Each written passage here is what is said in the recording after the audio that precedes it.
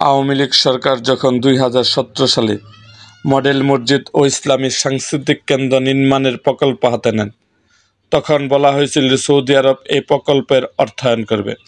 কিন্তু বাস্তবে দেখা গেল সৌদি অর্থায়ন করেনি। হতে পারে তাদের নীতি পরিবর্তন হয়েছে, প্রতিশ্রুতি চূড়ান্ত ছিল না, কিংবা রাজনৈতিক ও কূটনৈতিক কোনো কারণ ছিল। তবে শেষ পর্যন্ত বাংলাদেশ সরকার নিজস্ব অর্থের এই মহৎ প্রকল্প বাস্তবায়ন করেছে। কিন্তু মসজিদ নির্মাণের মতো একটি মহান কাজকে কটাক্ষ করলে শফিকুল আলম, মসজিদ নির্মাণ করা ছিল অপ্রয়োজনীয়। প্রশ্ন হলো, বছরে যারা একবারও মসজিদে যায় না তারা কি অর্ধ মসজিদের গুরুত্ব বুঝবে?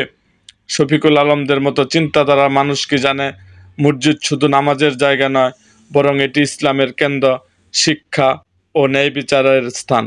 ইতিহাস সাক্ষী, নবীজি সাল্লাল্লাহু আলাইহি সাল্লাম নিজ হাতে মসজিদে নববী নির্মাণ করেছেন। এখান থেকে ইসলামী শাসন সমাজ ব্যবস্থা পরিচালিত হয়েছে। মসজিদ নিয়ে যারা প্রশ্ন তোলে তারা কি অর্ধ মুসলমান, নাকি তারা সেই শ্রেণীর লোক যারা ইসলামের শেকড় কাটতে ব্যস্ত?